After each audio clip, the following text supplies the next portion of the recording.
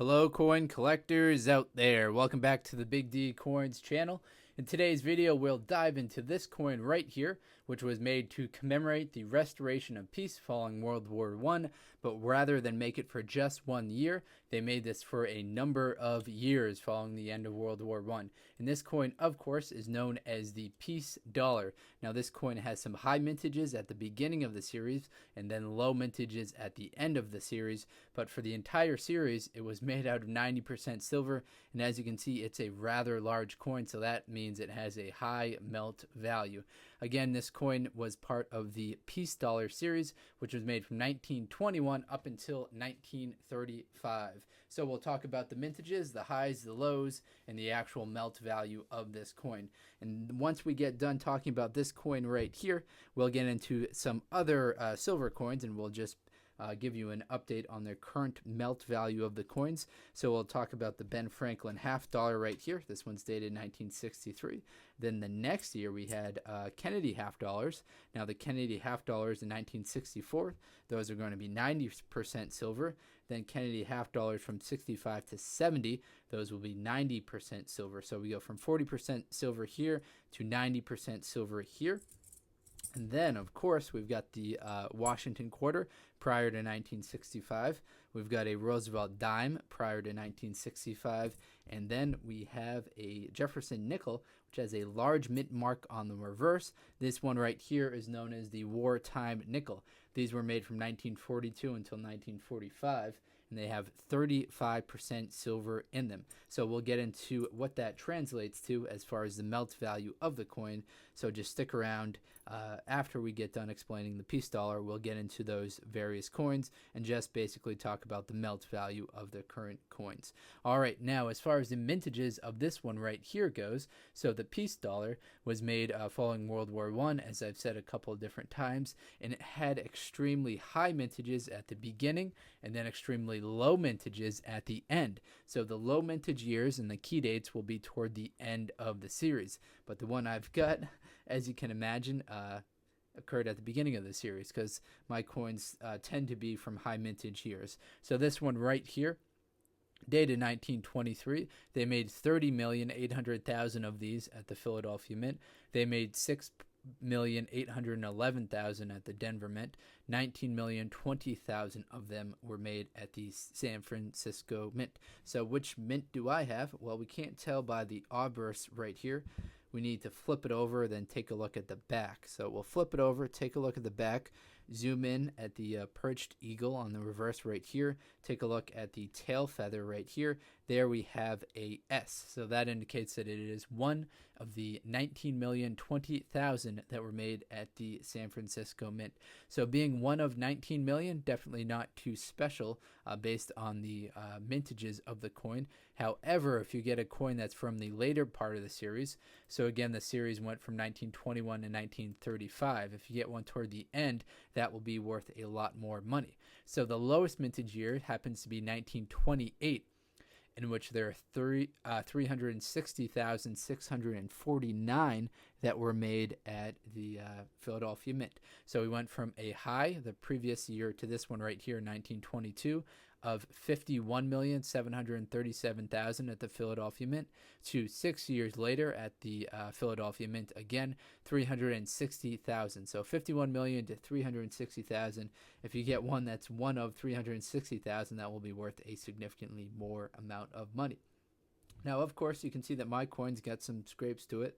It's got some scratches. Definitely wouldn't grade too highly, but we can still see all of the details of Lady Liberty right here. So this will be kind of the base level of what you could kind of expect to see out of a circulated Peace Dollar coin. When we flip it over, we've got some wear and tear on the lettering of the obverse right here. Most of the details of the perched eagle's feathers have worn off, unfortunately. However, it will still be worth a decent amount of money, and that's because it's a large coin and 90% silver. So the melt value of the coin, using today's silver prices of November 2018, gives us a melt value of $11.29. So that is a nice return on your investment right there. If you happen to pull one of these out of circulation, or you can buy them I don't know how you'd be able to buy them from $1, but if there's any way you could get one of these for $1, maybe you pulled it out of a coin roll or got it from a bank teller, that would be a nice 11 times return on your investment. Now, if you're seeing anyone selling one of these coins for less than $11, be very skeptical. Don't buy them on eBay if someone is selling them and they're not a reputable person for below $11, because that should be kind of the base entry level that you would expect to pay for one of these coins. All right, we covered the peace dollar. Sorry, I got a little bright as far as the lighting.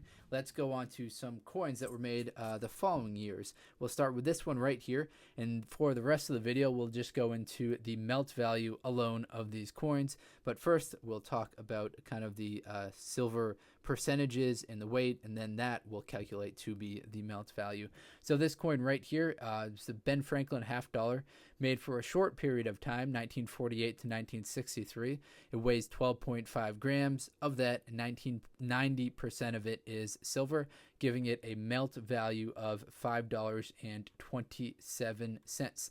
Now, interestingly, the next coin we look at, the Kennedy $50 made in 1965, has the same, made in 1964, has the same exact specifications. So both of these coins right here have a weight of 12.5 grams.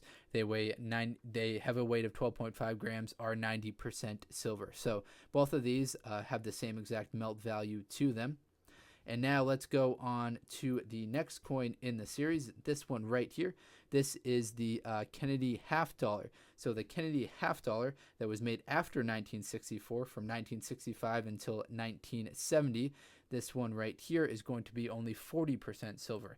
So it has less of a weight as well. So it weighs just 11.5 grams and is 40% silver, giving it a melt value of about half of what we were looking at before, a melt value of $2.20. And we'll get through these other ones quite quickly. So we've got a Washington quarter made prior to 1965 and a Roosevelt dime made prior to 1965. The problem with these ones, they are smaller coins. So the Washington quarter, that only has a weight of 6.25 grams. It is 90% silver, so that has a melt value of $2.63. The dime, it's a very small coin, as you know, has a weight of 2.5 grams, 90% silver, total melt value of $1.06. And now on to one which might surprise people. This one right here. This is what's known as the Wartime Nickel. So this nickel right here was made from 1942 to 1945. You can identify it as a wartime nickel based on the large mint mark on the reverse of the coin. So they put that mint mark on the reverse so that they could know to pull it out of circulation later. So they'd be able to identify it and pull it out. But this one right here, it weighs 5 grams. It's got 35% silver, so very kind of low silver percentage. So that gives it a melt value of 84 cents.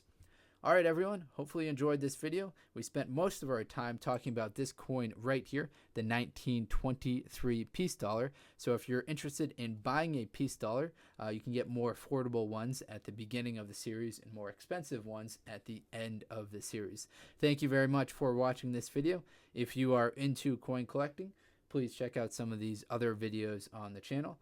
Thank you very much, everyone, and best of luck coin collecting out there. Enjoy.